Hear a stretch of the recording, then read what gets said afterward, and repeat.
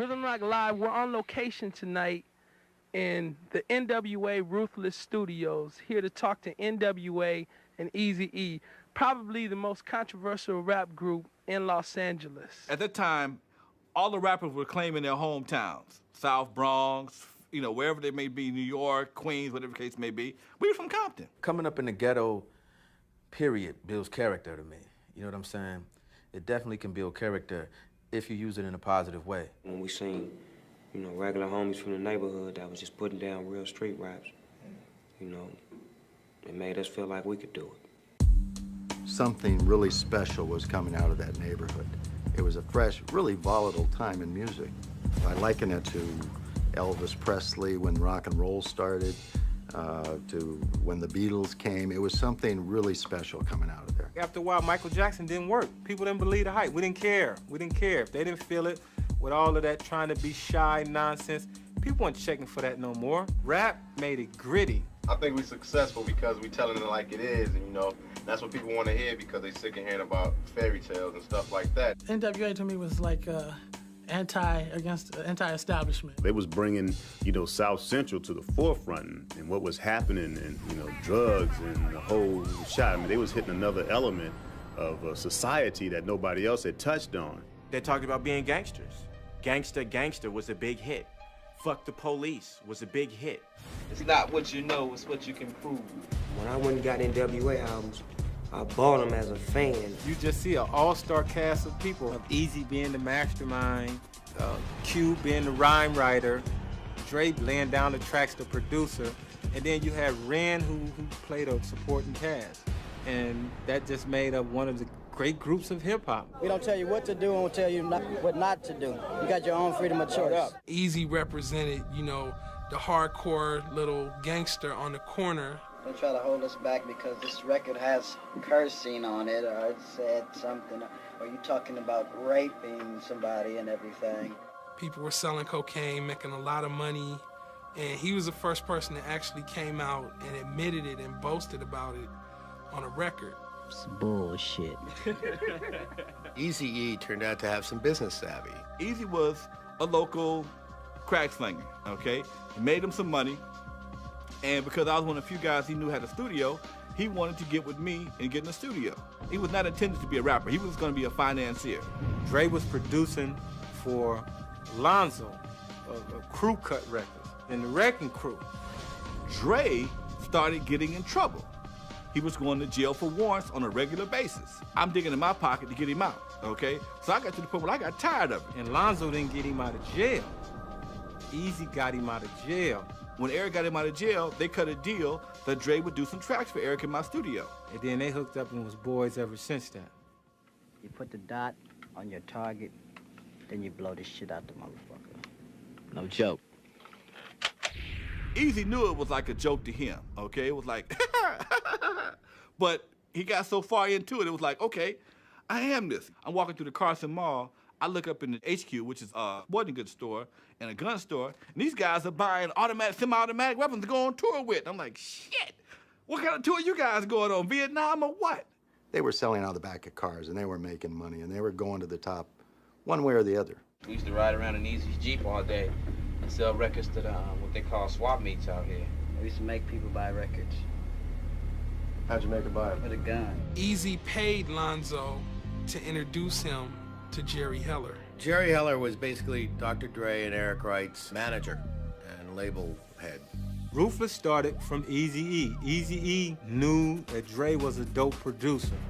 He did the Straight Outta Compton album. He did Eazy Does It. He did Michelle Lay's album. He did the Doc's album. Dr. Dre was one of these guys that could take this raw street sound and turn it into the kind of magic that would hit to a wide audience of kids. They had a message that clearly was heard and felt by young people. All over the country, they had pockets of young brothers who sold dope and had to carry 9mm pistols, who had a lot of money that could relate. Every kid wants something that's sort of forbidden. Certainly this kind of imagery was. In fact, they couldn't even hear it on their regular radio stations. They sold over 1 million albums. And we have to understand that with rap music, past 500,000, 600,000 albums, you go outside the black community. You had little white kids out there that was, you know, grew up in Pop's Country Club, and they wasn't having it. They wanted to hear NWA. It became clear that there weren't just 10,000 kids listening to this. There was hundreds of thousands in each city. People sat back and seen an album that sold 1 million units that was never played on radio. And I had to question myself, how does this happen? How did this happen? What went on here? Now, when it starts making real money and it starts looking like some success is gonna come about, that's when the shit starts. Easy and Jerry wasn't paying Dr. Dre enough money. At that time, I was owed money, but they wasn't paying it. You know what I'm saying? I think they were trying to starve me out. As hard as you work for your money, there's at least 2 or 3 people out there working just as hard to get it from you. I was there when Dre told me he would sell his soul to the devil for $1 million. And I swear right now, devil got to have a receipt for his ass.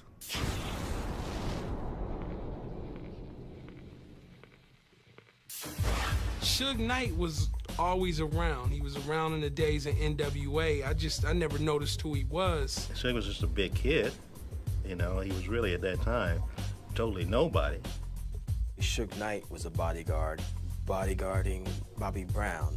Being a bodyguard is probably one of the best music industry schools that you could go to, because you're gonna learn everything about the business. I was out there looking and learning, you know, and I seen the different people complain. I seen artists, I seen people trying to be artists. I see people talk about songs, and I'm just listening, I'm hearing it all. He was an aggressive person that cleared the way for me to go in and do what I had to do, you know, by any means necessary. Suge was a leader. He was a winner. He was smart. He kind of reminded me of a hip-hop Dick Griffey. In the 1980s, Solar was probably the most successful black-owned record label in America. Dick Griffey, who was the founder of the company, was one of those men who had the rare ability, I think, to identify talent in people. What I'm interested in is really teaching young people how to be in business for themselves. Suge first came to see Dick because he was managing a young guy named Mario Johnson, PKA Chocolate, who had written a number of songs on a Vanilla Ice album. I did all of his songs at his kitchen table at his house. Me and Quake would do tracks, and I would go to his house and write, give him songs, and he would learn them. He had gotten some credit on the album, but they hadn't paid him. It wouldn't return his phone calls. I couldn't get in contact with him, but the record wasn't doing anything at that time, and then when the video hit BET is when the record started taking off. The thing happened so fast and it blew up so quick, the first thing they wanted to do is tell me, look, we'll give you a couple of dollars, then let bygones be bygones. I wasn't going for it. Suge came to me at the Palm restaurant first and just sat down and said hello. He was kind of nice, you know. It kind of scared us because he was really intimidating. You know, he had like 6 or 7 guys with him that looked like a football team. I already knew where he was staying because I was supposed to be hearing some tracks that he was doing. But for some reason, they wanted me to just come by myself. You know what I'm saying? And Suge was like, why they just want you to go by yourself? They already didn't try to beat you out of money. They didn't beat you out of songs. I'm going with you. Their whole attitude probably was, look, we're just going to go in there and tell him we're going to do it like this and give him a check, and he going to shut up. I had a different program when we met. One day I went into my hotel room and he was in there, and he's with several people, and then he let me know what he wanted, and he wanted to get some points off the record, Ice Ice Baby. I'm like, look, you can't give me nothing. It's what I'm going to give you because you didn't get the rights to put it out there because I haven't got paid and my client haven't got paid. I remember watching Primetime Live, the interview with Vanilla Ice. Suge took me out on the balcony, started talking to me personally. He had me look over the edge, show me how high I was up there. You scared? I needed to wear a diaper on that day. He didn't, first of all, hang me off from any balcony or any of this stuff. Okay, the story's been kind of blown out of proportion, and I want to clarify right now that Suge and I have no bad feelings or anything towards each other. We had to sue EMI and Winkle to recover that money. And it was more than a year in the settlement of that lawsuit that Chocolate finally got paid. Doesn't mean he didn't get hung over the balcony, but if he did, it didn't make him go pay. You can look at it like I was an investor in Death Row Records with no return on my money. Suge said, well, you know, I got some other clients who also have written songs and produced records, and they haven't been paid either. He shows up on my doorstep with these two guys called Doc and Dre. Doc was the storyteller. The DOC was the guy that came up with those great stories. He was probably the single most influential person in gangster rap. Dre basically made Ruthless Records. I mean, he did the music. He probably the one who, knew how to work with the artists. And it must have been him and Eazy's company together. And then when Eazy met Jerry, Jerry came in and ex Dre out and say, Eric, I'll give you a little bit more money. We just use Dre basically as a slave.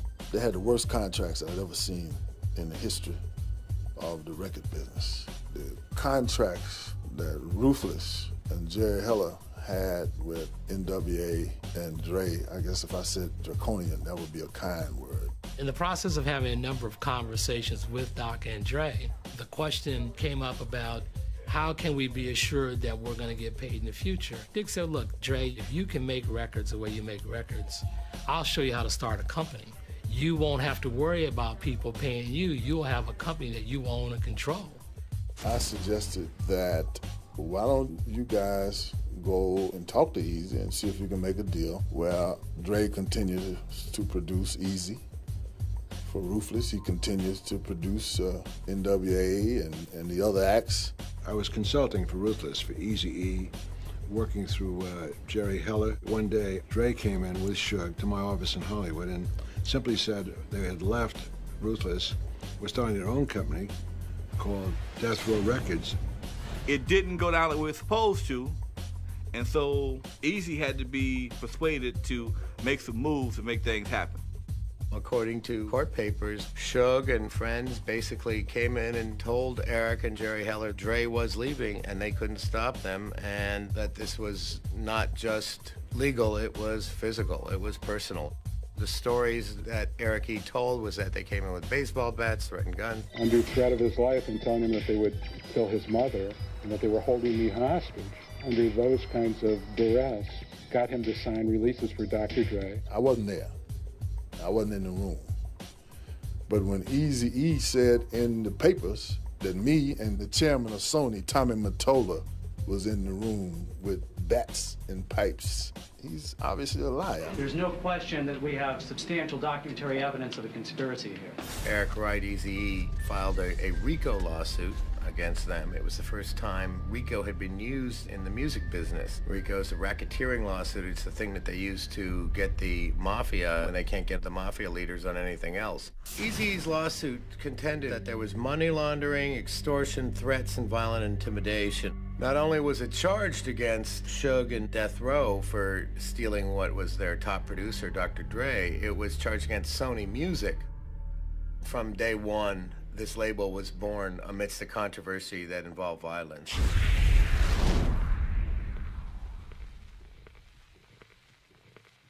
The initial understanding was that Doc and Dre and Dick and Suge would be partners in this company. Each one of the artists that started with us at the beginning, I got a lot of love for, and they always will be a part of the family. On the strength that they took that chance. It's not like we had a name out there. It's not like we had a lot of money to give them. The money I gave came out of my pocket. Back then, Suge was like very behind the scenes and helpful and quiet, humble, non-visible. He didn't like cameras. He was invisible, the invisible man. His role was to handle the day-to-day business, dealing with the artists, dealing with distributors and record companies and what have you. My job was to go in here and push these buttons and make the records happen.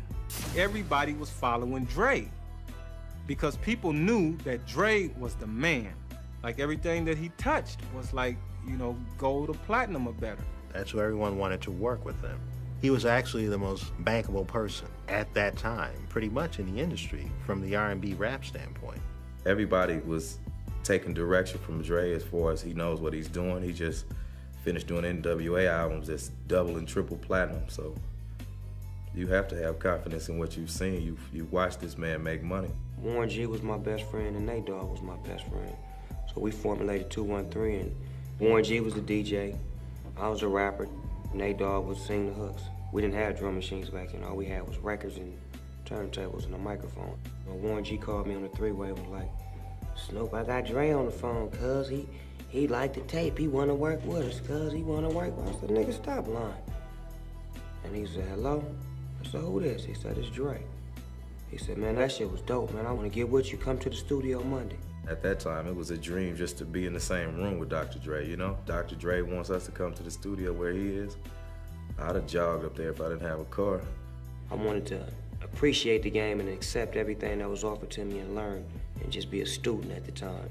They were housed in my building, so they didn't have a lot of expenses. You have to understand that the greatest expense in making a record is the studio time. I didn't have a lot of knowledge about the rap or hip-hop scenario, so I kind of let them do their own thing. Some nights we used to stay up there all night and leave to like 5, 6 in the morning. I mean, it had a special vibe up there. You just wanted to be there.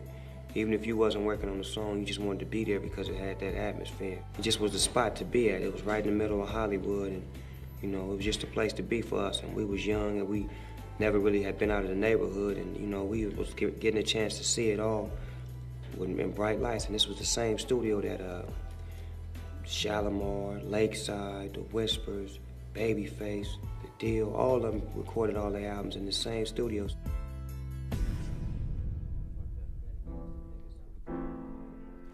On a business level and on a day-to-day basis was merely existing. It seemed like they were trying to find somebody to put some money into it or somebody to help them out.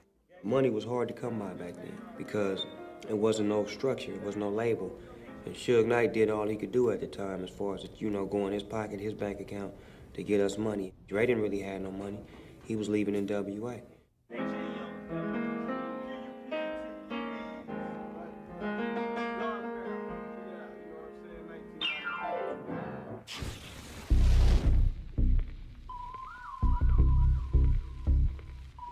Dick had made a deal with Suge, Doc, and Dre to sell him a recording studio that he owned. That was going to be something that they would own separate from the Death Row label because they wanted to have something that they owned. Suge came along and said he had found somebody to help them finance the purchase of the studio. It's always been a subject of speculation where they got their original funding, and the FBI's continuing to look into this. There are so many things you hear about this situation. I tell you this, Mike Harris was firmly planted in the middle of it. Well, on the news, they used to call Mike the Godfather. Tonight, the story of a man who tried to murder his best friend. At the same time, he was attempting to win his way into Beverly Hills acceptance. This is Michael Harris, a man drug agents describe as a major cocaine trafficker. At the young age of 26, he had already made millions of dollars. These are his roots, the streets of South Central Los Angeles, where he started pushing dope on street corners and hung with a blood street gang called the Bounty Hunters. In the drug world, he is known as Harry-O. Mike Harris was a known entity in our community. You know, he was this guy bigger than life because Mike Harris was in jail doing things. Prior to his incarceration, he was very visible. He had started doing numerous things in the community. Harris built an organization that distributed cocaine in California, Arizona, Texas, Michigan, Illinois, Iowa, Indiana, Missouri, Louisiana, Florida, and New York. Investigators say he dealt so much cocaine, major Colombian drug kingpins like Mario Villabona were obliged to deal directly with Harris. But like a mob godfather, Harris sought to legitimize his illicit fortune and gain Beverly Hills respectability. I was not a drug dealer. I was a person who decided to sell drugs. But I also, at another point, decided that I didn't want to do that anymore. So I took those proceeds and invested in various real estate and businesses that turned out to be quite profitable. Mike Harris had a wonderful background in entertainment. I think he was the first African-American ever to produce a Broadway show that was a smash, and it gave Denzel Washington his start. Checkmate was the name of the play. The play opened on Broadway. Many of us African-Americans have been on Broadway, on the screen, out front, singing and dancing. but very few of us have been there as producers. I thought he was an entrepreneur in New York. I had no idea that he was in jail. The first time I met Michael, it was a drug case involving Bo Bennett, Mario Villabona. That trial went and resulted in a number of convictions that went to trial in a federal court. And after that case, Michael, I believe, contacted David Kenner to have him represent him on his appeal. David Kenner was a longtime Los Angeles criminal attorney. By the late 80s, he had become part of a fraternity of top-flight attorneys that handled a lot of federal cases, a lot of big drug cases downtown. In the course of his legal work, he became Michael Harris's attorney. I think if you look at clients of his over time, David has a habit of getting very close to his clients and getting very involved in his clients' lives, perhaps more so than would be wise for a lawyer. David just, fell in love with Mike when they became friends. He was, he was a friend to us, I looked at him like family. I was out in LA by myself and he took me in, him and his family would go out to eat. I mean, we would do everything together. He became someone who was a confidant, a friend of Michael Harris's, and also involved in business with Michael Harris. I think that he's a lawyer who had a lot of money and he represented people who had a lot of money, and it would not be unusual to me for somebody who represented people with money to say, I want to invest. To achieve the massive task of getting me out of prison, it took not just money but power and the proper timing. At some point, we talked about getting into the entertainment business. Everybody wants to be in the music business.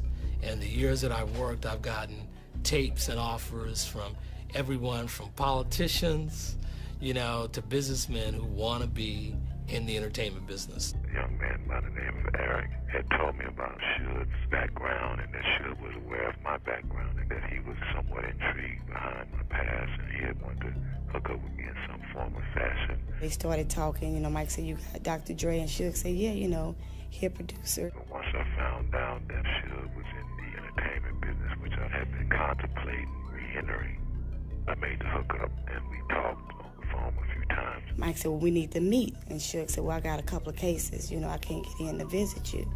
So Mike said, no, I got this attorney. He's bad. He can get you in here. David Kenner brought Suge Knight to see Michael at Metropolitan Detention Center in downtown Los Angeles. When I asked the question to Suge, what does it actually take? He told me that we could be 50-50 partners for about $1.5 million. They set down their basic business plan that they would start a company called Godfather Entertainment, and one division of it would be Death Row Records. What I suggested to David and Suge is that I do not include my name in the corporation, and that these guys could go ahead and do the actual upfront managing and representing of the company. Kenner started off as my guy, watching my back, supposedly, and Lydia was also there to represent my percentage of GF Entertainment, which we decided would be the parent company of Death Row. One day, I see these two people walk in a building who I'd never seen before, and one was David Kenner, and the other was Lydia Harris. In the summer of 1991, Kenner started coming around. There was a lot of buzz about this company, a lot of expectations that it could be a successful company. And David was one of the people around at the time making a play to be Suge's partner and to take care of business for Suge, to handle business for Suge. A couple days after Mrs. Harris and David Kenner came in, things actually changed drastically. Immediately, the studio gets carpeted, things start getting fixed. I'm starting getting presented with money to find apartments for the artists that didn't have any apartments, didn't have any money. I'm also given an allowance for them. I saw a few little upgrades in the studio, some chairs, some speakers. And I was also told we'll be getting collect calls, and to accept them and to find Suge where he was and connect him. We were assigned with them to build an awareness for Godfather Entertainment and to kick off their first vehicle, which is Death Row Records, to the industry. Norman Winter, in his infinite wisdom, said, let's take the boys into Beverly Hills. Let's stick it in everybody's face. So off to Chasen's. Let me see you put your hands together and say, oh yeah! Let me see somebody give Dre, Suge, DOC a round of applause. Death Row Records is going to be the record company of the 2000s. We were thinking about putting in metal detectors at the entrance. Everyone gets served with subpoenas, as an invitation. You're hereby ordered to appear before the Honorable Dr. Dre and the officers of GF Entertainment as a guest of the court to witness the springing of Death Row Records. Put your hands together. Come on, y'all, make some noise. We invited virtually every major record company executive in Los Angeles and New York, and it was so big that we originally planned on spending around 20, 25,000. I think it turned out to be 35 or 50. They had enough money at that time behind them, and they looked good. For somebody that comes out of nowhere to have a party at Chasen's on Grammy night, which is reserved generally for all the white people. It's also a place that would never be associated with rap music in any way unless it was something co-sponsored by a white group. The market we're going after, we're mainly for the people. I mean, for us, the West Coast, there's a lot of talent around that guys really don't have the opportunity to have a chance to prove themselves. So far as GF Entertainment goes, with the studio and the films, we're giving all the youngsters the opportunity from all the neighborhoods where basically we haven't forgot where we came from. I personally interviewed all of the players that were there. GF Entertainment is a multimedia company. We have Death Row Records, we have a movie production unit, concerts, we're going to be doing pay-per-view concerts, and all kinds of exciting things. In the beginning, they was giving Mike his props. And they was recognizing that there was another entity that helped this be one major powwow. When it came to Dave Kenner, he toasted the man who made it all responsible, Harry O. The label started with Dr. Dre, who was going to do his own thing, and with a lot of help from Suge Knight and Harry O and a number of people, and we got it all together. And that's on tape, and the FBI confiscated that from me under very rude circumstances.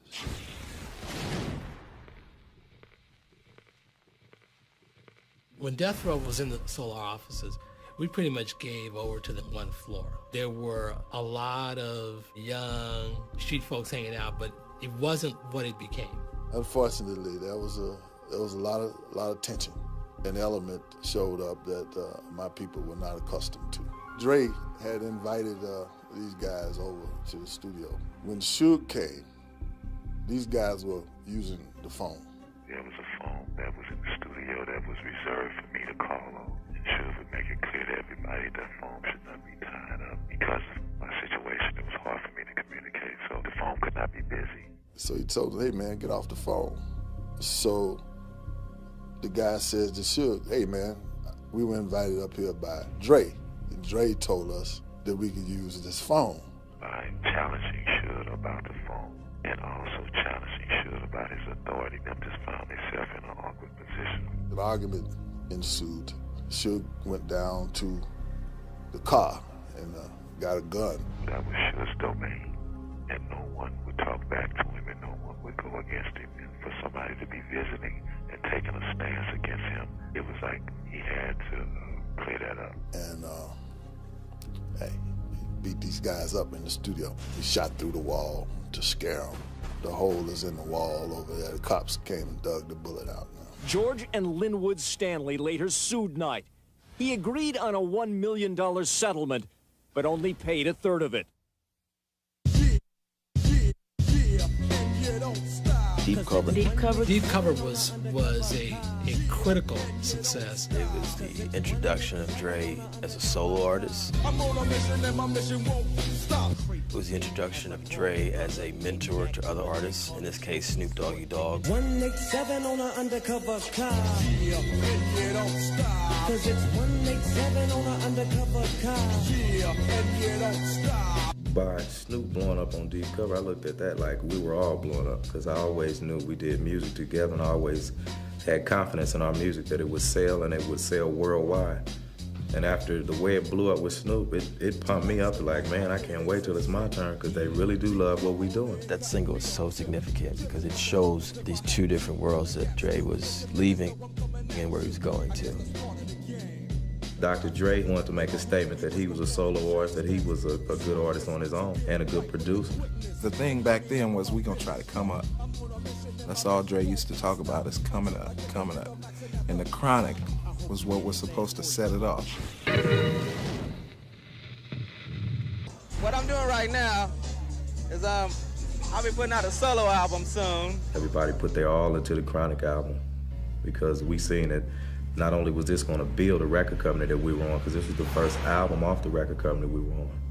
This will build all of our careers. And we vibing straight whatever Dre wants. It's Dre, whatever you want. You want this concept, Dre, you want this. It's all about Dre. It's all about Compton and Dre. Boom.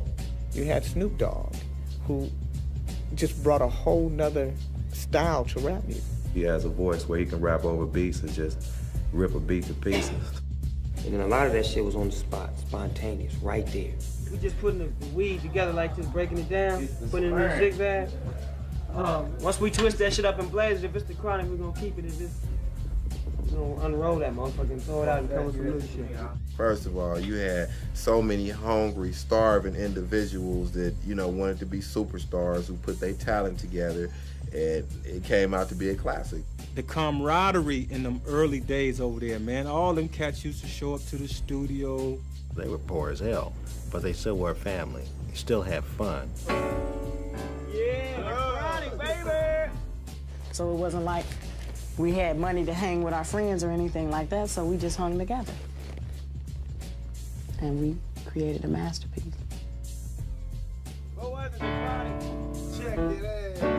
I think it was a lot of collaboration on the Chronic album, as far as names like Daz, Corrupt, Snoop, Warren G, DOC, RBX, and myself, Rage, Jewel. We were all starving. All starving. Dre included. We'd be up there eating Popeye's chicken 5 days a week. I gotta go roll up a joint. We had weed, the best weed, you know what I'm saying? That's why we made the Chronic, because we had the Chronic. I mean, sometimes we just was in there, you know, drinking or elevating our minds to another level. Dre would be like working with the beats at the time, and he'll come up with something, and depending on who was in the studio at that particular time. It was people waiting all over the world for their album, for Dre's album to drop. The Chronic was finished.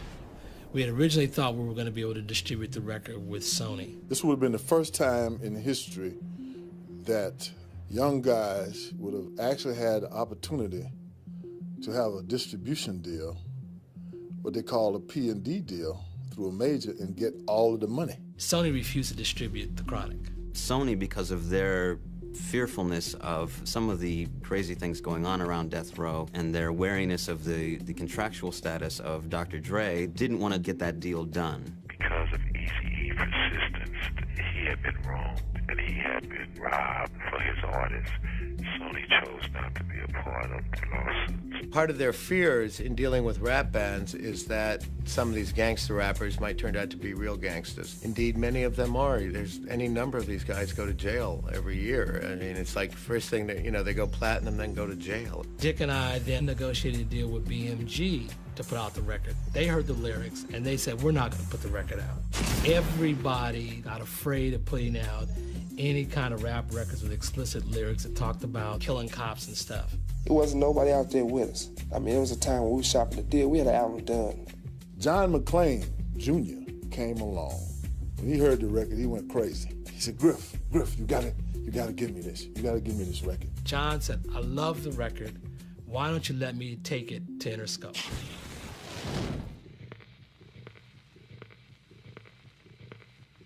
An opportunity appeared for a young, aggressive label to distribute Death Row.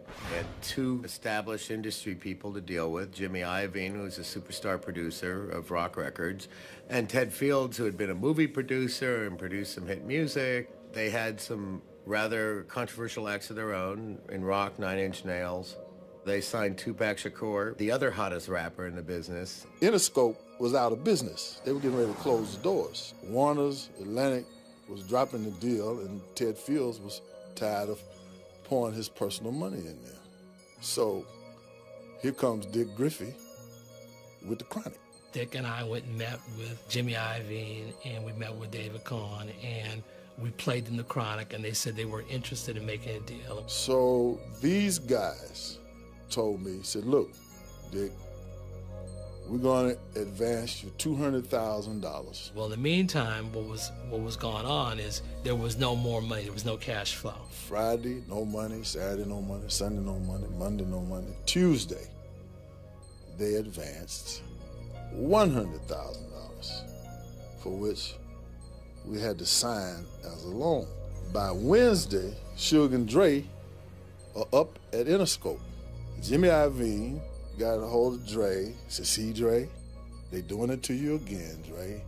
These guys are taking advantage of you. They then got in touch directly with Suge and said, you know, Griffey was here, he won't make us a deal, but if you bring us a record, we'll give you $1 million. The man, once again, had done the old divide and conquer. There's real lot of prejudice in the business, and people think it's so much black and white, but a lot of it is young and old. Most of our young people don't really know what's available for them out there, so that's how they get taken advantage of. Older guys, only thing they want to do is sit you down and say, look, okay, Suge, you say you're a young entrepreneur, this is what we're going to do. Give me all the stuff you got. Give me your tapes, give me your masters, give me your groups. Now I'm going to go over there and make you a deal. Suge didn't know contracts. He didn't know manufacturing. He didn't know publishing. But you know, my opinion was, look, I ain't no punk. You don't got to talk for us. We're going to go in there to speak for ourselves. Instead of getting $1, we want $5. You know, and our masters, and our ownership. What they ended up with is going over to Interscope and getting one of those regular slave deals. They took the kids away from the nest too soon. Interscope clearly saw the money. And this is the record business. And I think they were smart enough to see that whoever this guy, Suge Knight, was, and knowing the track record of this producer, Dr. Dre, and you had the legal mind of Dave Kenner there, they've got all tools in place. Everything that we need is right here. We don't really have to do anything. All we have to do is fund these guys and do what we do, which is promote records, market records, and advertise records. Jimmy Iovine had to go pay off Ruthless, Easy, Jerry Heller, and have the Chronic distributed through Priority Records. Easy was getting on Dre's Chronic record like 50 cents a copy and maybe 25 cents, meaning, yeah, Dre Day, he talking shit about me. But every time Dre Day sell a record, I get 25 cents a copy. After they signed the agreement, I think they realized that they needed to leave, and they did. All of a sudden, they disappeared. Suge cut off all ties with, you know, the people he was dealing with in the beginning, and we got a whole new office and a whole new crew. And that really became kind of the rupture of the relationship between Dick and Suge and Doc and Dre. The Chronic goes out and sells 5 million copies, generates $50 million that saved Interscope, made Interscope. We invented something that wasn't out there. So it was fresh, and everybody wanted it, from the East Coast to the West Coast, period. You couldn't turn on MTV without seeing Dr. Dre. First time I performed songs for the Chronic was with Dr. Dre. And we did like a small little concert in Compton. And man, motherfuckers was singing every word of the songs. And it made me feel like, damn, this is my life right here. To me, it wasn't like, okay, Dre is advocating everybody smoke weed. He wasn't saying that. He was saying my album is dope. Do you understand what I'm saying? My album is dope. Buy it. It was a good record. I know a lot of cats that's pissed off behind those records right now because they say they haven't been paid or didn't get credit for it. I liked it. I mean, I was surprised by it. I was happy with it. In fact, I still play it from time to time. I don't like listening to his voice on this shit, but I still listen to it.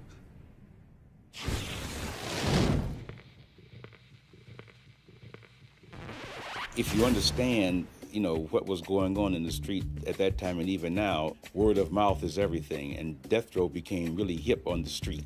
Every young black entertainer wanted to be a part of it, so there was no problem finding talent at all. There was an understanding at Death Row that they weren't getting at the major companies. One of the things about these major labels, they'll never understand street music. They'll never understand stuff that starts right there in the neighborhoods. They'll never understand it, never will, never will, never will. That's why you'll always have some young entrepreneurs who will come along, who really understand how to do that and make a killing. I'm not Hollywood. You know, if you see me out somewhere, I don't care who you is. I'm gonna come over there, give you a hug, talk to you, how you doing, whatever. You ain't gonna speak to me, I ain't gonna do no, let's do lunch, I ain't with all that. You know, I be like, what's up? I'm still from the ghetto. It was a very, very good time for young kids looking for a break. There was an opportunity there. There were people there that understood them, understood what they were about. Kids would come in and want to audition right off the street. Basically did the same thing Motown did. They took the mindset, the spirit, the dreams, the hopes, and wishes, and thoughts of the people of a time period, and they set it to music. If anybody would really stop for a moment to analyze what really happened at Death Row, it's really a miracle. You have a company, a small company, run by a young black entrepreneur, and he releases 5 or 6 LPs, and all of them went at least, I think, double platinum. Now, it's a known fact in our industry, if you're working for a major and you release 10 LPs and you have 3 to 4 hit records out of the 10 that you release, you're considered a genius. I think the most important thing in my situation that I wasn't coached. I think if a person is coached about the business, they're going to continue to make the same mistakes that other entrepreneurs been making all along. The appeal of Death Row Records and everybody wanting to join Death Row Records at the time was the fact that Suge Knight was a black man with a lot of power, and he was a fearsome individual.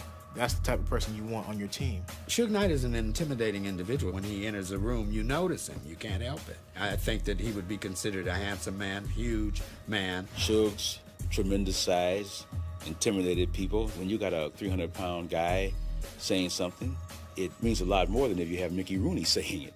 Suge was bright enough to use his size much like Don King uses his hair. The hype got so big that everybody started fearing. I have friends who are at Sony, and one of them called and said, "Gee, you know, we really want to get a track. Will you do me a favor? And could you go talk to Suge?" And I said, "Yeah, I'll go talk to him." And so I went over to see Suge, and I said, "Suge, what is it you're doing? You got people out here that are afraid to talk to you." Suge became somewhat like a folk hero after a while. These stories just develop a life of their own. You got Suge doing everything from throwing people off of a 30-story building to, you know, putting rocks and burying them in cement. The media, they put bad names on people and, you know, try to drag their name through the dirt or whatever, but now, as an individual, you got to do what you got to do to get paid. He was a very brilliant businessman. Whatever his tactics might have been, whoever he had to step on to get there, his main objective was to just get there at any cost. There's a genius, which is a part of him, and you know what they say about geniuses. You know, they aren't far from being insane. Suge Knight pretty much blew his cover by appearing on the cover of magazines, because now you're no longer a figure behind the scenes. Now you're a celebrity. You're making yourself a celebrity. Originally, I told him that he should never put himself on front of magazines. Always stay in the cut, always stay in the background. That's how you have more power. But as the social thing started to grow and people started to recognize him as being the guy, he lost or forgot that teaching. When Snoop's album comes out, this is the most anticipated rap album in history. Doggy Style was, we through with the Chronic, it's all about you, Snoop. You the hottest thing coming out the West Coast in a long time, and Dre gonna produce it. And when Dre produce an album from top to bottom, you can't lose. Tell us what we should expect on the new album.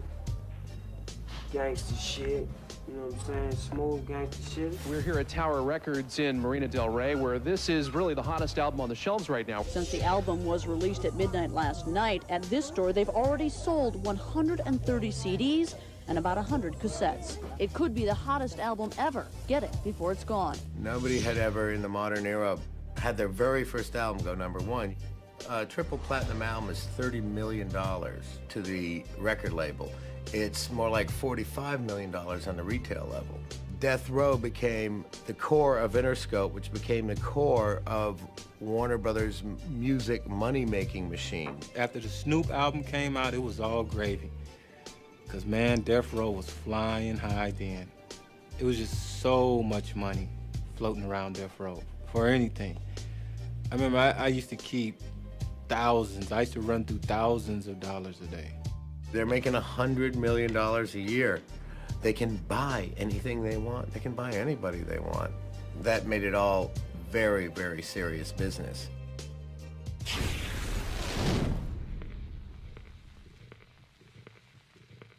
Rappers didn't give gangster rap its name. The music industry gave gangster rap its name. They said this music has cussing in it, they're calling women bitches, so That's gangster rap because it comes from the gangs and the gangsters. Gangster rap isn't something that was just born and invented in the quote-unquote ghetto. It's something that you see on American movies. Like that gun, I'll lay it good and ready. The glorification of Al Capone and Lucky Luciano. And that's kind of glamorous in any American's eyes, I think. My life and people like myself in the early 80s created the atmosphere for gangster rap to have a life. It really puts the truth of society out in front of America.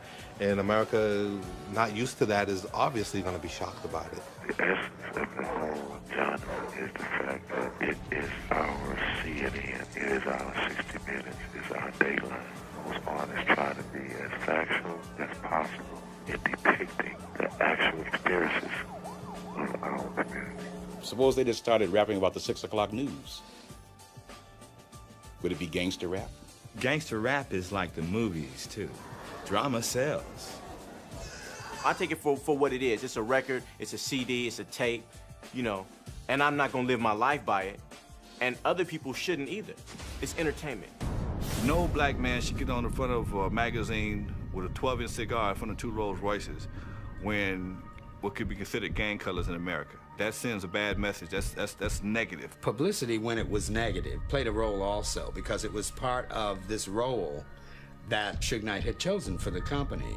I mean, these kids were not gangsters, quote, real gangsters. Many people there were not, as a matter of fact, gang members like it has been portrayed in the press. You know, there were people around that were. When you got brothers that, you know, perpetrating gang violence or gang affiliation and they making it cool, that's a problem. That could be a problem. It wasn't just Death Row perpetuating the violence. I think it was the media. I mean, let's face it, the coverage was just awesome. All of a sudden, Death Row and gangster rap was the reason that every youngster in America was going bad. They were attracted to the rebelliousness. They could listen to the music and experience what we were going through without having to go through it themselves.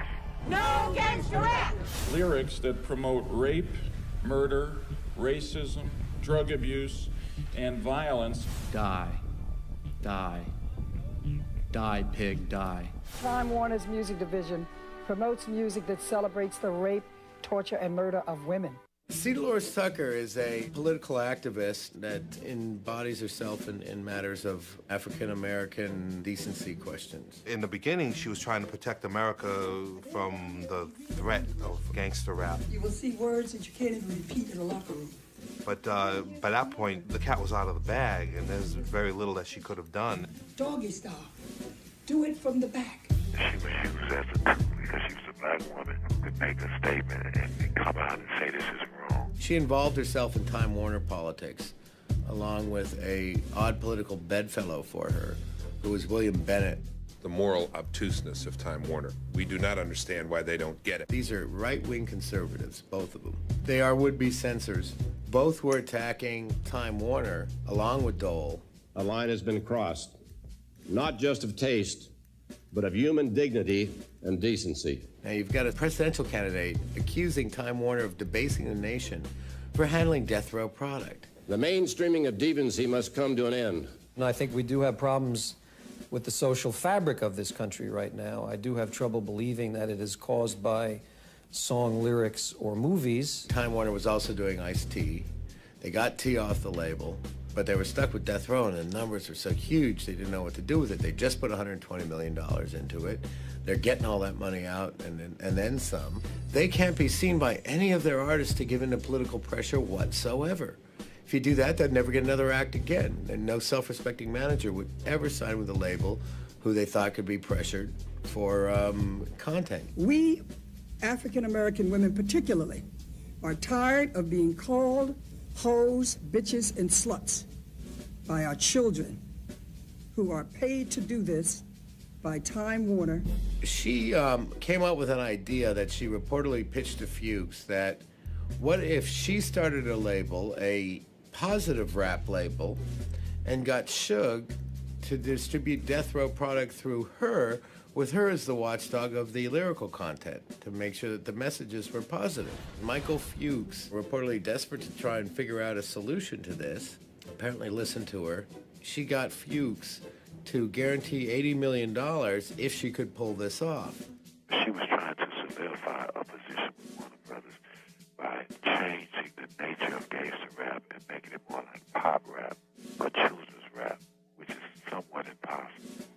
Interscope was not about to let Death Row go without a fight. Suge Knight also protected those artists lyrically, made sure that everyone was allowed to say whatever the hell they wanted to say. Whatever happens, we're gonna stand up tall and be more successful. Only thing anybody doing is making us stronger and better. No way he was gonna let C. Dolores Tucker decide the lyrical content of a Snoop Doggy Dogg album. That wasn't gonna happen. But they apparently thought it was. Michael Fuchs reportedly flew to Los Angeles in the Time Warner jet to Dionne Warwick's house, where C. Dolores Tucker's sitting there waiting for Suge Knight to come over to cut a deal that would make it tame Death Row Records. What she really wanted was a record company, or to have more involvement in that business. I mean, it is a very lucrative business. She had the wherewithal to see where this rap situation was going, how it had the nation really sort of unnerved. She was just trying to parlay it into something for herself, or she had been promised that it would be something for herself. Never have I discussed $80 million with them about any kind of business deal. The story goes that they waited 5 hours, Michael Fuchs, C. Dolores Tucker, and at Dionne Warwick's house, that Suge never showed up. Suge went right back to Interscope and said, do you know what these guys just tried to pull? So Interscope then promptly sued Time Warner and promptly sued C. Dolores Tucker for interfering with their contractual relationship. Time Warner has decided to get out of the gangster rap business by selling its 50% share of Interscope Records back to that company. Made the right decision, the morally responsible decision, we think, and we believe that by their action, divesting themselves of Interscope at some financial loss, they have set a standard for the entire entertainment industry. I commend them for it. I think they were going to be good corporate citizens. Death Row Records was at the center of controversies, and if the Republicans had had their way, would have brought down a president. That's how big the controversy got.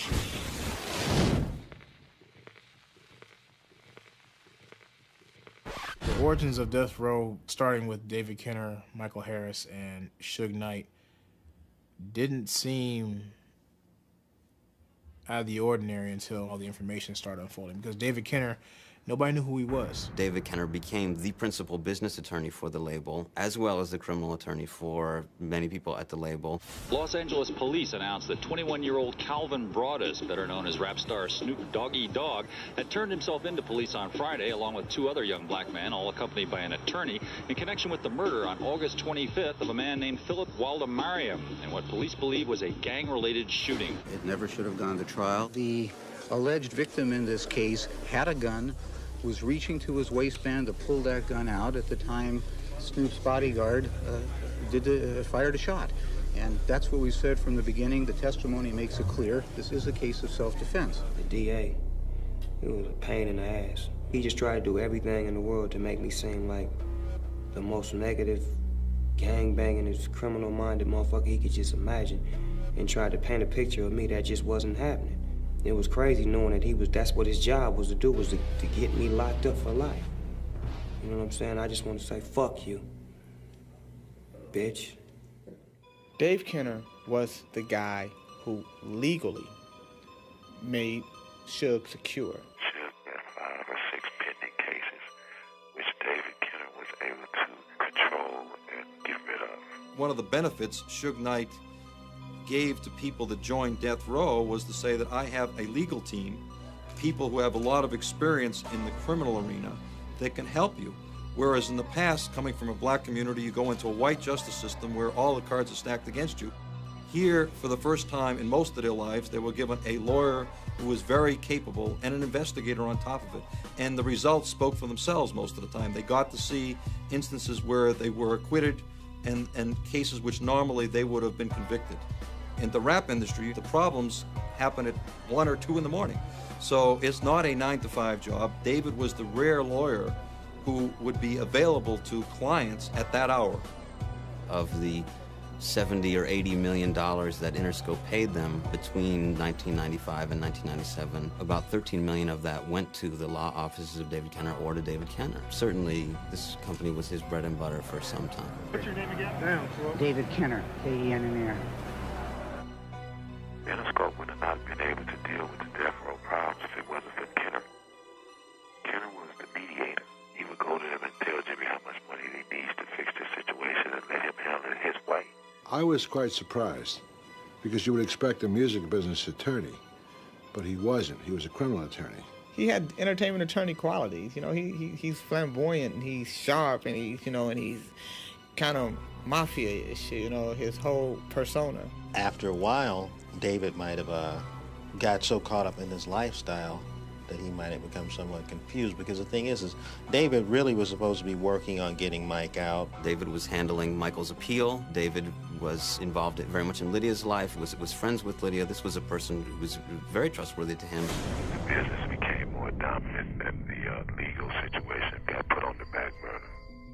When I thought, man, Mike is making a ton of money. And then you see Dave Kenner there, so you say if Dave is there, then Mike is there. And then the stories start flashing. And then you know that there's a war going on. It was rumors that, you know, Suge was over there trying to get a deal at Interscope, but when he would go down and visit Mike, him and Kenner would say it wasn't true, but Mike say, hey, what's this in the newspaper? And Suge would say, oh, you know how the newspaper print up articles. So Mike said, well, they're not going to just print up anything. So he started asking David, you know, what's going on? Then David came and said, Suge did this behind my back. And that started to cause Michael concern about what exactly was going on. He started to get word that Suge was telling people, oh, Michael Harris is nobody, he's not my partner. And the word on the street was, Michael Harris is really pissed off with Suge, it's on. He wanted to get all the credit, which Mike don't trip the credit. The world thinks that Suge did this on his own.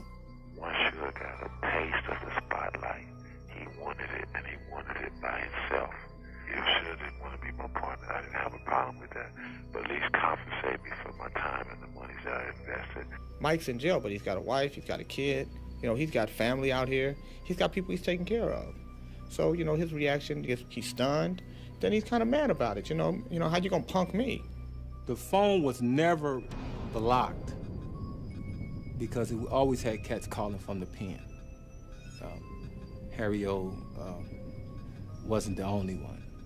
But after a while, I even remember, and I think it was because of Harry, that they then blocked the phone where it couldn't take no more calls. David Kenner started off to play these guys against each other. Once the rift between Suge and Mike happened, Dave Kenner had to pledge allegiance one way or the other. Throughout this time, even if Suge was denying his partnership with Michael, denying that Michael had any role in the company, David would be going up to visit Michael and saying, oh no, everything's okay, there's no problem, everything's fine, we're gonna get this taken care of. It reminds me of the Brutus and Caesar. At some point, Michael gets a hold of the incorporation paperwork of Death Row Records, realizes that Suge and David Kenner had set up a different company of Death Row Records that was independent of this GF Entertainment Michael had a hand in. And I think Michael began to suspect that things were not so kosher with their partnership. They had both crossed me, the person that brought them together. He the one told Dave, hey, look at this, man, that guy Suge. I like him. Go talk to him. Okay, a record company, okay, I give you this amount of money. You tell him to do this. Okay, then him and Suge talking. Suge going to visit him. Suge, check this out. Put it down like this, man. Put it down like that. You do, David, you do this part. Keep him out of jail. You make sure you keep him out of jail. That's how Suge got all them probation and stuff. Dave fighting like he crazy. Keep him out of jail because Mike telling him to. Keep him out of jail. But guess what? Soon the money come in. Who? Harry-O. They turned to Scooby-Doo on it. Who's that? You know. Mike said, well, where's the money at? And they said, you know, it's going to be 60 to 90 days, you know, before we see a royalty check. So those 60 and 90 days turned into a year. I would send my representative to the office at Interscope to make arrangements to collect. I went over and met with David Korn. He said, well, you know, what if we don't pay you? And I told him, I'm not threatening you, but I'm going to go on national TV and tell what really happened. Everybody knew Harry O wasn't no joke, okay? And everybody knew Harry O had chips. All you gotta do is be no joke and have chips, and you can get somebody handled. That's when Michael typed up a letter. Michael put his concerns on paper in the form of a lawsuit that could have been filed, that was never filed, laying out his grievances as to how he had been a founding partner in Death Row Records and had been denied his fair share of the proceeds. That lawsuit was shown to Interscope, and Interscope paid a fairly generous settlement to make it go away before it ever got filed. The last meeting I think I had face-to-face with Kenner was when I was going to sue Interscope. He felt that I was right in what I was doing, but the time was wrong. That next day, I got a call. They told me that Mike was in like a wheelchair. His mouth was twisted. I mean, he couldn't even walk. He couldn't even use his hands. He couldn't do nothing. I said, what happened? And that's when the doctor said he had Guillain-Barré. And I asked Mike, I said, well, did, Kenner give you anything? David is as smooth as you want to be and as vicious as you want to be, given the scenario.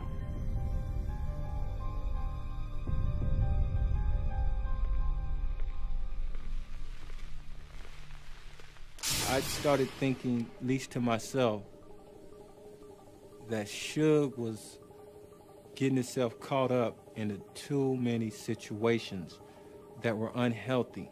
He had created an image that was working for him, and sometimes the image merged with reality, and I'm not sure that as time went on that Suge didn't draw the line between when there was the image and when there was the reality. Suge wasn't a gangster. Suge came from a family. His mother and father are still together. He was a college football player. I feel I got a whole lot of street credibility and street smarts.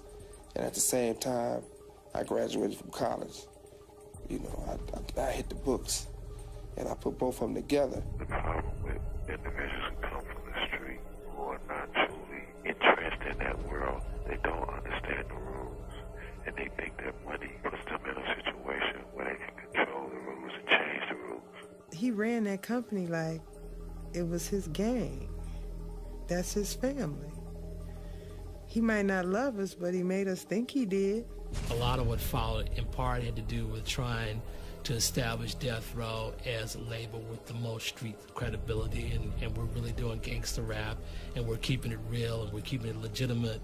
And so when you guys get out the joint, you can come get a job with me, that sort of thing. I ain't never had a job before in my life until I started working for Suge. In and out of jail, you know what I'm saying? Did a little bit of everything, you know what I'm saying? Now you know what I'm saying? Yeah, a lot of them cats that was up there was fresh out of the penitentiary with that penitentiary mentality. It was like working at a prison with no guns, no knives, no nothing. You just had to be in there on your own and handle it. How many companies do you know can have some Crips and Bloods up there? Crips and Bloods. I don't think that was a good idea. When Suge started to participate in the gang activity, I was very adamant with him about that, and I told him that would be his demise. At first, I was totally with Death Row's concept, because it was about time we had a brother out there, man, that wasn't taking no shit from these companies, that wasn't paying brothers their money. So I was totally with it. It was when the nonsense got too out of hand. We had a system of that kind of thing, sort of like a demerit system for artists and so on, and for some of the office workers. Say something wrong, you get smacked. If you come late, you get smacked. If you do this, you get smacked. That sounds to me, it was like pimps and hoes. I just knew how, after a while, Suge was unapproachable. You couldn't really talk to him no more. I just knew it. There was no more talking to this guy, man. This guy is the fucking man. That company was by no ways, forms, or fashion Hollywood. You know how white folks like to do. They like to scream at each other. I'm gonna get my lawyer on you. But the new brothers wasn't doing it like that.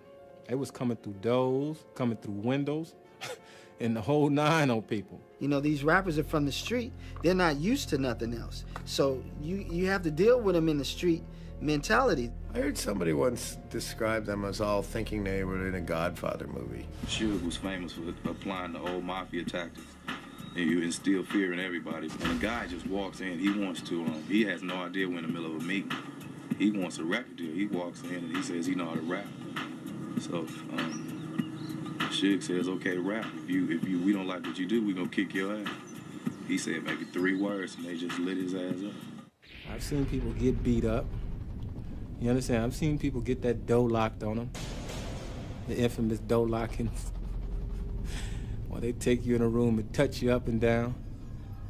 I wasn't the only lady that got beat up. But I was the only lady beat up and he held down. Suge grabbed me by my feet and everything went haywire. This girl cold cocked me. She loosened up my teeth and I had 2 black eyes. David Kenner stood up and watched. Somebody else videotaped it. And I kicked Suge in his nuts and I got the hell up out of there. I have not laid eyes on Suge since that day. He won't lay eyes on me till he see this. He took a lot of joy in it. It was funny to him. It made him feel good to have that kind of power or to instill that type of fear. All that drama that people knew that was happening right there at Death Row, on that 12th floor. This is at the building right down here at UCLA on Wilshire. It never leaked over to the Interscope side. You know, you see the Interscope. Interscope looks nice, woody things, say Interscope Records, and they get in the reception. Death Row is just a door.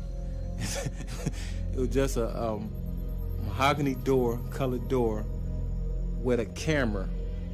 Doc and RBX both had problems with Suge. They seen what type of person he was on the inside. Not to say nothing bad or not to say nothing good about him, but they seen the type of person he was. And through the grace of God and good attorneys, they were able to leave.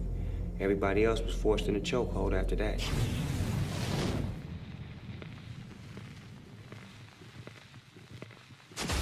Tupac Shakur was not before his time, but one of a kind of his time and era. He was a movie star, and for him to be doing street stuff gave him like sort of a Marlon Brando edge. The outlaw who was living life in some romantic Ernest Hemingway world where you lived out your art.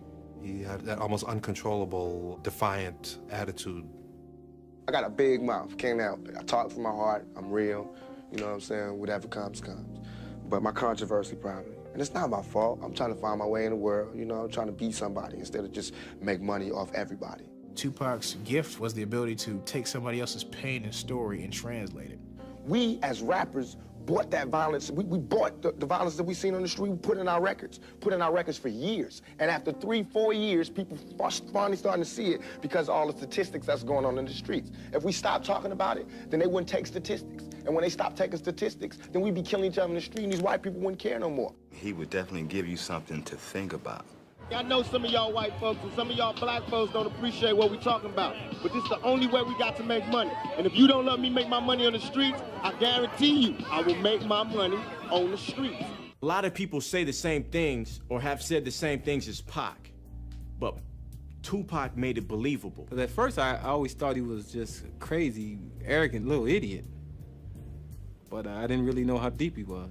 We have to be honest about the tools that we use to survive. And why is a black life any more recoupable than a white life? You know what I'm saying? We know that they don't put the same security in the ghetto that they do in the whites in the white neighborhoods. What I saw in Tupac was someone who had a desire to be successful, and he only had 2 or 3 avenues. One was rapping, one was acting, and the other was going into the movement that his family came out of. His mother was a Black Panther. All of the anger, frustration, and everything that she was dealing with and what was going on with her at that time in her life was feeding right into him. When Tupac was a kid, for punishment, she would make him read the New York Times cover to cover. And at the end of the day, he would be quizzed on everything he read out of the paper. Tupac, well aware of what his mother had gone through, brought that into the 90s because nothing had changed in the 60s to the 90s as far as he saw with his race of people. I don't know how to be responsible for what every black male did. I don't know. Yes, I am gonna say that I'm a thug. That's because I came from the gutter and I'm still here. I'm not saying I'm a thug because I want to rob you and rape people and things. I'm a businessman. I mean, you know I'm a businessman because you find me at my places of business.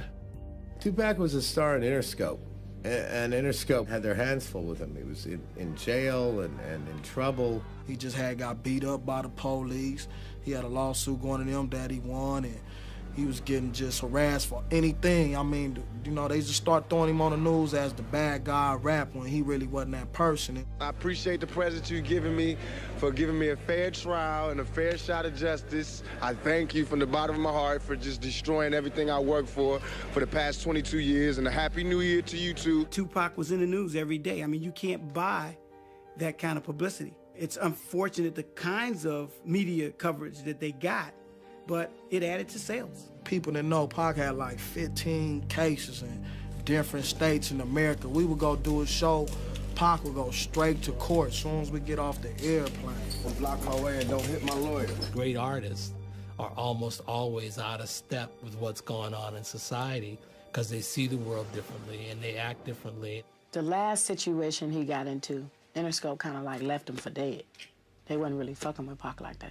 Shakur and another man were accused of sexually assaulting and sodomizing a 21-year-old woman in their hotel room last year. It's not a crime for me to be with any girl I want to be with. It's a crime for that girl to turn that into a rape charge. It was her who sodomized me. It wasn't me who went down in the dance club and ate her out. It was her in the dance club who had oral sex with me. She should be charged, not me. Last night, just after midnight, at 723 7th Avenue, that's between 48th and 49th Street, our rap star, Tupac Shakur, and 3 members of his group were robbed and shot. The word on the streets is that it was a warning to Tupac. Who was it coming from?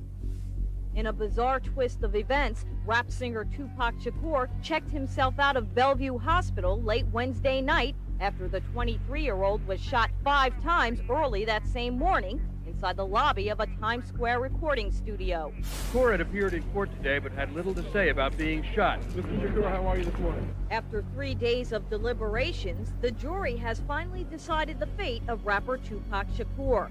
Guilty on 3 counts of sexual abuse, he now faces 1.5 to 4.5 years in prison. The main impetus for the incarceration of Mr. Shakur was from City Hall. Mr. Giuliani himself. Being 23, being black, and last name being Shakur in America, he never had a chance. Tupac was in jail, and he wanted out of jail, and he wanted out of jail badly. No one, including Interscope, was putting up any bail money to get him out, and his bail was set at $1.4 million. A lot of people on the East Coast, a lot of people in New York City dissed him hard, man. They dissed him on the radio. No one went to go visit him except for a few people. And he wanted to be #1 again. So where else do you go but to where the other #1 people are? Death Row Records had been trying to get Tupac for some time. If you got Suge Knight dangling in front of you, you know, freedom, money, power, respect, can get you out of jail. Obviously, you're gonna go for it. You got a scared young man, first time behind bars. He's supposed to be back there for 4 years. Pac promised him in return, you get me out of here, I'll put Death Row on the map. My first CD will sell 6 million copies. And I don't think it's a coincidence that Suge wanted him on Death Row Records so badly, because even though Snoop was a huge star, he didn't have what Tupac had, that kind of icon presence like a James Dean or Elvis. Now, I heard that he had Pac sign a contract on toilet paper. I don't know how true it is, but I know when Pac came back, he was ready. Tupac got out in September of '95. He went to Death Row Records this day he got off the plane, and they laid down their first track for All Eyes on Me in 15 minutes. This album is more celebratory of life, upbeat, energetic, fun, I think. But it's also harsher in terms of the language because I've been in jail for 11.5 months. Tupac brought the feeling of I was nothing, now I'm something, and I want everybody else to be something too. If I could do it, you can do it. He stirred up the whole group there. He got them all going and all working. He made sure that every artist at Death Row had some part of this double CD. It was his way of saying, look, I'm part of the family, and I want you on my album, which he did not have to do. Like, I remember doing a session with him, you know, and it seemed like he was just running around having fun, just partying, you know, having a good time. But the man was done. We thought that he didn't even write them. We thought he came with his lyrics already, but no, he wrote them that day. And that's just how sharp he was, man. You had people around the studio saying, man, We gotta get like Pac. Pac just go in there, kick him in, kick him out, kick him in, kick him out. And that's all they talk about. And exactly what they're doing. He made the level of competition, which is a good thing. He brought that level up. Any of the artists will tell you that what Tupac put into them was this business of a work ethic, where you can do more if you just work at it. When Tupac came, it's like Suge wasn't worried about nobody else, not Snoop, nobody at the time. Nobody. He didn't care nothing about any of the other artists at that time. He says all he needs is Tupac. He says Tupac is such a genius. And this guy is a workaholic. He didn't want no girls. He didn't want nothing. All he wanted was to go to the studio and go to work. He wanted to take his experiences and share it with the world.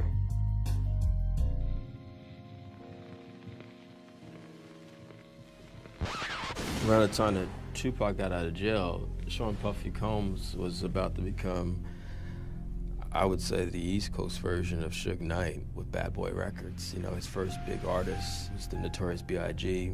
This bullshit about the East Coast and the West Coast started when we went out to New York to do the Source Awards. And Mr. Knight went on stage, and he's in New York City, and we all know Puffy's from New York City. Any artists out there want to be an artist and want to stay a star, don't want to have to worry about the executive producer trying to be all in the videos, all on the record, dancing. Come to Death Row.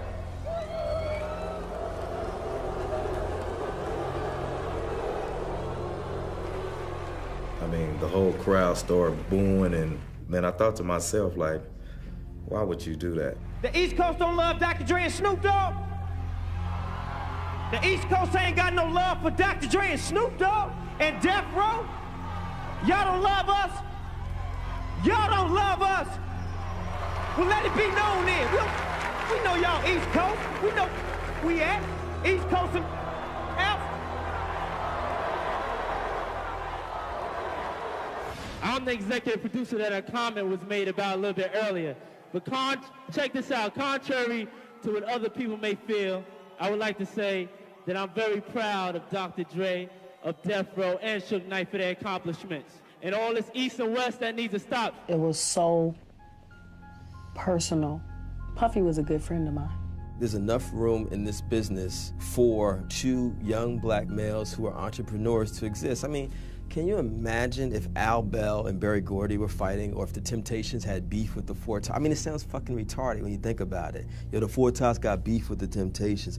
Marvin Gaye and Smokey Robinson were fighting at the Grammy Awards last night. I mean, think about that for a second. A lot of people on the West Coast felt that we have always had love for the East Coast. You know, they can come here and break their records. They come here and play at the clubs. You know, they come do in-stores. We do the whole nine with them East Coast cats. And we go out there and we don't get that same love. I remember New York DJs at parties refusing to play West Coast records. They country, they're Bamas, they wear jerry curls, they can't rhyme, they're whack, it's not danceable. It was the media that blew it up, you know. You're seeing certain things that somebody said highlighted in magazines about the West Coast and vice versa, and it just boiled over from there. All these people talking about an East Coast, West Coast war, they like the Judas was to Jesus. They only here to cause confusion. It made rap music look bad. It made rap music look like it's just another part of the dope game. Controversy is what Death Row started living off of, instead of talent. If this was chess, we'd be yelling checkmate 3 motherfucking years ago, because we've been beat these motherfuckers. Then the disrespect just started getting worse and worse between the West Coast and the East Coast. Overthrow the government y'all got right now, which is Bad Boy and Nas and all that bullshit, and we will bring a new government here that will feed every person in New York. And then you had the Tupac and Big situation, you know, flaming it even more. I possess his soul, his and Puffy. They know that I was the truest nigga involved with Biggie's success. I was the biggest help. I was the truest nigga. I don't write his rhymes, but he know how much he borrowed from me. He know how I used to stop my shows and let him touch the show. Let him blow up and do his whole show in the middle of my show. How I used to buy him shit and give him shit and never ask for it back. How I used to share. How I used to share my experiences in the game and my lessons and my rules and my knowledge on the game with him. You know what I mean? He owed me more. He owed me more than to turn his head and act like he didn't know niggas was about to blow my fucking head off. He knew.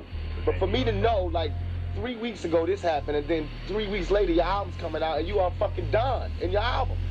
But you don't know who shot me in your fucking hometown? This nigga's from your neighborhood, and I gotta find out by myself, and I don't even call myself a Don, I'm just a capo. From the west side, and I'm on the east side in jail, and I know who touched me, and I know everything that happened.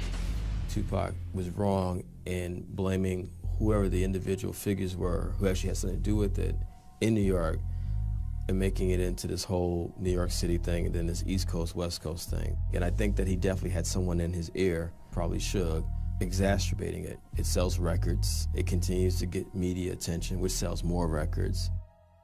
Tupac had claimed to have gone out with Biggie's wife, Faith Evans. This was a great humiliation, reportedly, for Biggie. It was all over. We were in Manhattan shooting a video. Biggie Smalls had gotten on the radio station, and Biggie said that I cannot believe that New York is allowing Tupac and the Dog Pound to shoot a video in our city right in the heart of Times Square. The words out of Biggie's mouth was Tupac and the Dog Pound. And it wasn't. It was Snoop and the Dog Pound. Tupac was not with us. Snoop at the time was having his hair braided. And all of the artists was in the trailer. And then all of a sudden, gunfire. Someone shot into the trailer. They weren't shooting in there to say, you know, get out. They were shooting there to kill someone.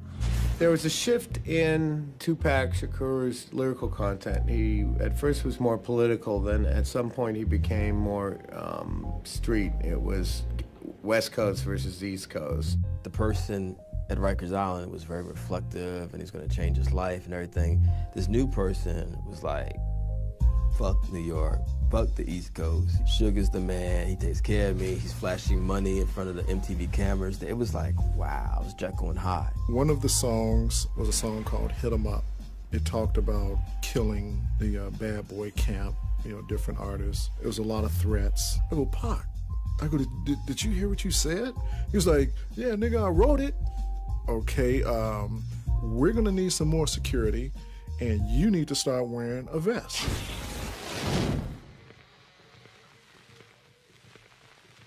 Anytime you have this synergy between two or more people and they make things happen, when you start breaking that up, things are never the same again.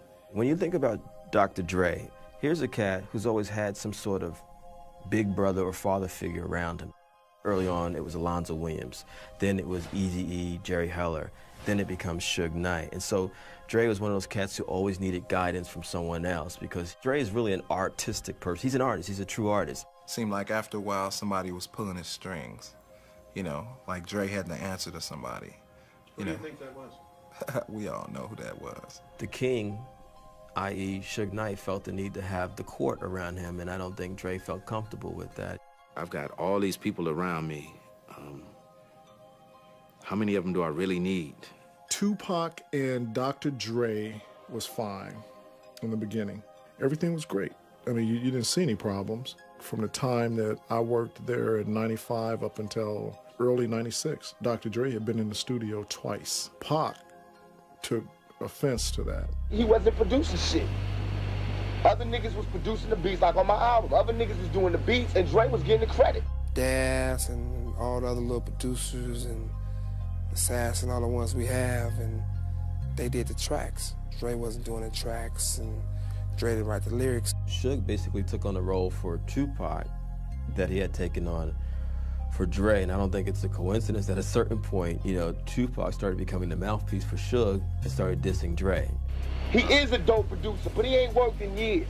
I'm out here in the streets, you know what I mean? Whooping niggas' ass, starting wars and shit, putting it down, dropping albums, doing my shit, and this nigga taking 3 years to do one song. I seen the change, like, right after we finished Murder Was the Case and we moved into Can-Am Studios, started working on the Dog Food album. I just seen that he wasn't as inspired, and it was like, it was too many thugs and niggas up there that didn't have nothing to do with nothing. It was mostly just the way the studio was, you know, and that's where I have to spend most of my time. It was not a work atmosphere anymore. It became fun and games, and the success had kicked in, and we were stars, and motherfuckers just loved being around us and bringing bullshit around us, and Dre wasn't for that. I just didn't like some of the things that were going on. There was nothing being done to stop it. Dre likes to work in an environment where he can create, and everybody's on a creative atmosphere, and it's not about what's going on in the hood, how many niggas you shot and how much shit you done did. That ain't, he don't want that. Suge took over the company. It was no mystery to nobody. I don't think Dre wanted to be a yes man for somebody, so he wanted his own situation again. So he bailed out. He says, wait, I want out of this world. I want to form Aftermath, where I'm not part of death row anymore. I want to be beyond that. I want to be with my family. I want to live. When Dr. Dre left Death Row Records, that was the biggest shock to me, because I was real confused at how you start a label and you leave the label. I always figured if you had a problem with somebody on your label, you make them leave the label and you go on with what you're doing. I guess that was the way of learning that it wasn't all his label.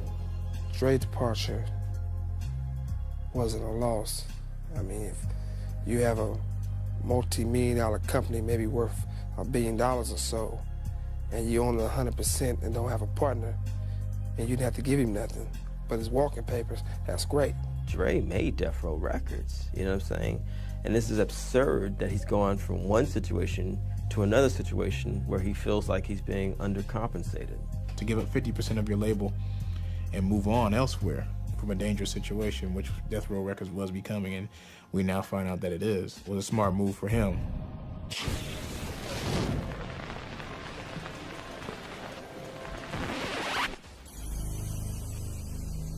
September 7th, we were just leaving a fight. Tupac, Mike Tyson, friends, we're at the fight. And we go backstage to leave the building. Immediately after coming from backstage, one of Suge's homeboys came up and whispered into Tupac's ear. Pac took off running. There was a gentleman standing with a MGM security guard by a pillar as Tupac was approaching him. Now, when I think about it, the guy was standing there waiting, and Pac ran up on him, and the fight broke out. Orlando Anderson and a couple of Suge's homeboys had gotten into a fight at the Lakewood Mall in California back in April of '96 over a death row chain, because there was a bounty on the death row chains.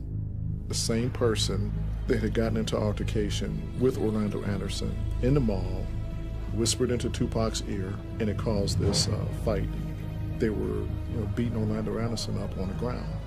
Tupac, Suge, and the rest of the entourage, they're pretty much bragging about what had happened.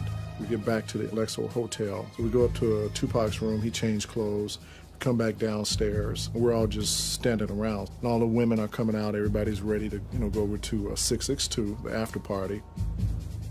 So Tupac turns to me and says, no, don't ride with us. He hands me the keys and says, you go drive the little homies, because we're going to the club, we're gonna be partying, and you're gonna drive us. So I said, okay. Pac and Suge get into the BMW. We get back onto the Las Vegas Strip. Suge's the lead car, I'm the car right behind him, and then there's just cars all behind us. So we turn right off of Las Vegas Boulevard onto Flamingo to go down to 662.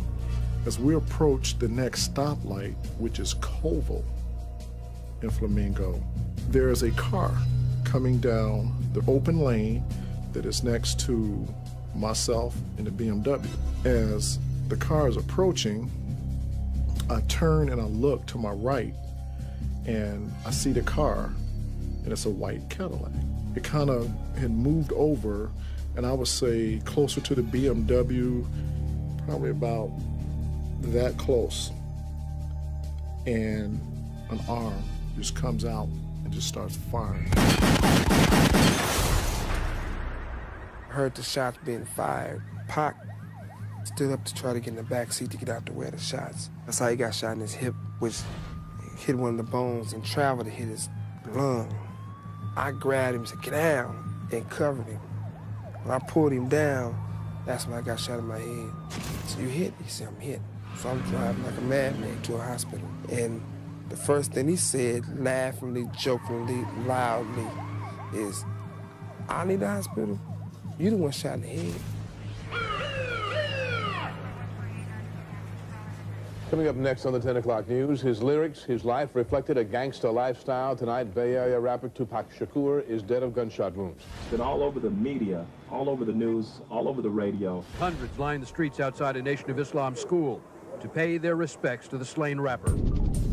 The first things I started hearing were rumors that Suge had Tupac shot because Tupac was thinking of leaving the industry. And I started to laugh when I heard that. I said, you know, the problem with this is why would someone like Suge have the shooter shoot across the car so that the bullets would hit him? There are so many different layers to the story, and it's so tragic. Tupac Shakur is one of those kids who's really one of the great creative forces of our ages. He wasn't just a rapper, he was a kid who was really insightful. He has said, I didn't want to go to Vegas anyway. He goes, I almost didn't even come. That day was going to happen. It was the destiny of his life. He had the thought of not going, but he went because his destiny was to die that next day. And it's just a shame that another brother gets lost as a victim of this music. If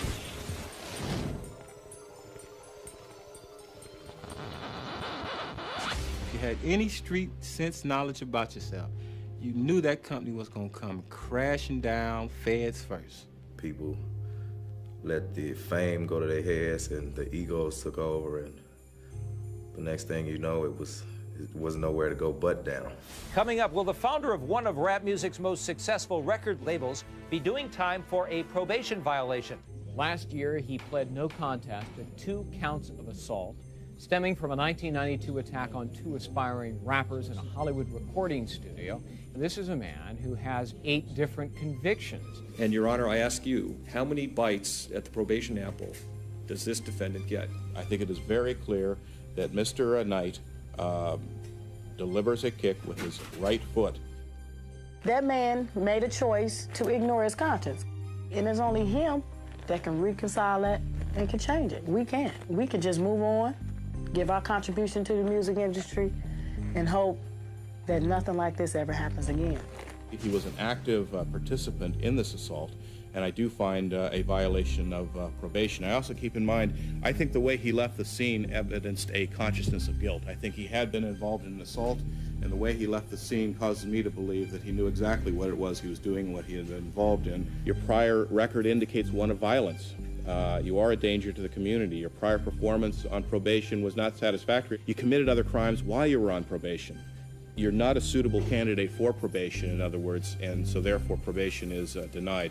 I don't think anybody here has any question that if we were dealing with somebody other than Mr. Knight, what we saw on that videotape, first of all, would not be sufficient to constitute a probation violation, and secondly, and most importantly, even if somebody thought it was, it's certainly not the kind of violation or the kind of activity that warrants a 9-year sentence. How can Suge be in jail?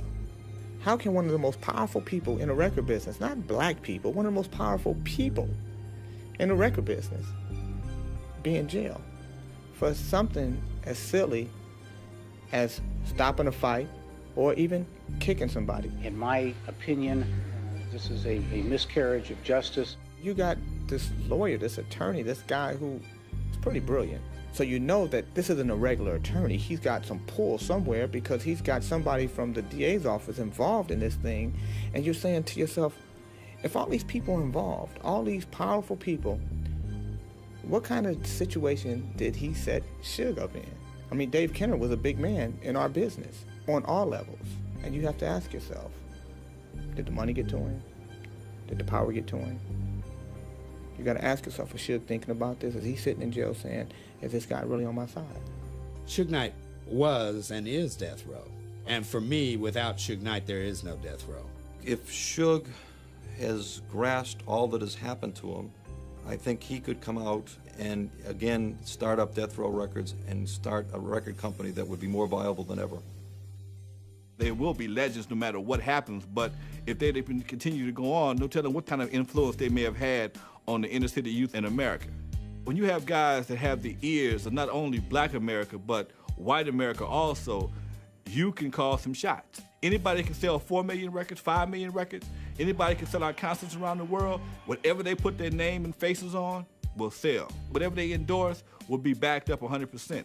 The Death Row Records story told the tale of 3 major record labels, almost brought one of them down, rattled another to its core, and set the framework for a whole new way of doing business in the music business. This was a story that wasn't just about a bunch of guys from Compton. It was a story that affected the whole music business and ultimately the business world. It's about empowerment.